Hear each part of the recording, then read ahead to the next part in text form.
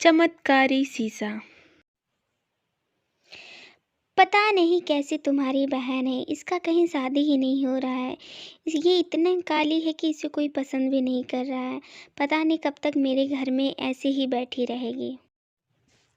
मेरा तो पूरा दिमाग ही खराब हो गया इसकी वजह से। अब तुम ही कुछ करो। मैं अब क्या करूं? मेरा खुद इसकी वजह से दिमाग खराब हो गया है। इसकी वजह से पूरे समाज में मेरा सर नीचा हो गया है।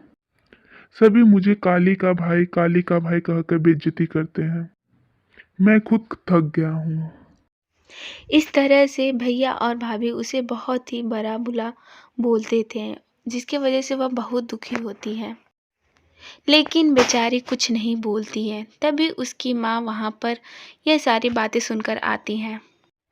तुम दोनों का दिमाग खराब हो गया है। मेरी बेटी को क्या बोले जा रहे हो? आज यह घर चल रहा है तो केवल और केवल मेरी बेटी की वजह से चल रहा है।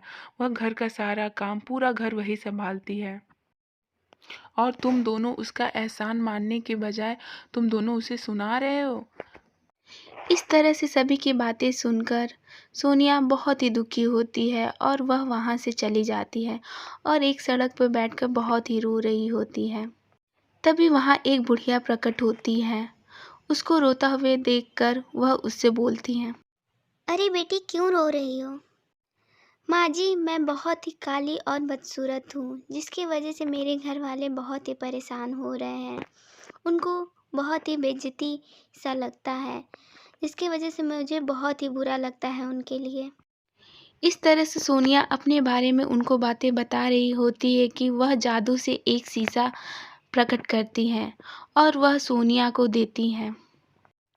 वह एक जादुई शीशा रहता है, जिसको सोनिया पाकर बहुत ही खुश होती है और वह माँ जी का धन्यवाद करती है। माँ जी, आपका बहुत बहुत शुक्रिया। आपके वजह से अब जल्दी सब ठीक हो जाएगा। आप एक भगवान की तरह मेरे लिए आए हैं यहाँ पर। ऐसा बोलकर सोनिया वहाँ से चली जाती है और अपने कमरे में उस शीशे को एक अलमारी पर रखकर उसमें देखने लगती है और देखते ही देखते वह एक राजकुमारी जैसा बदल जाती है। तभी सोनिया की माँ वहाँ उसे देख कर आती हैं। अरे बेटा, ये क्या?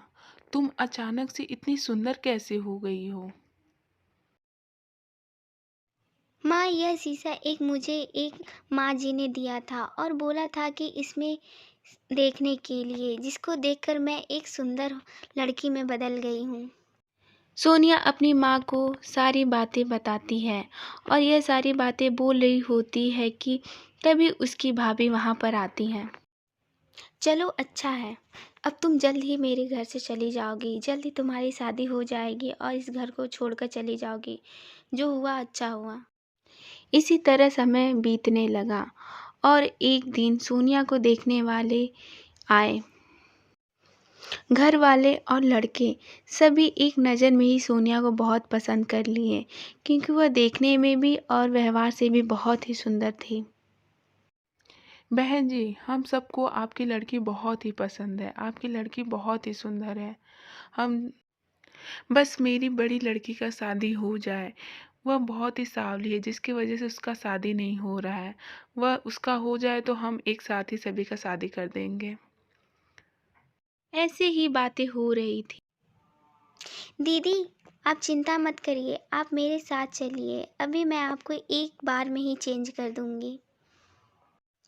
वैसे आप दिल से भी बहुत सुंदर हैं।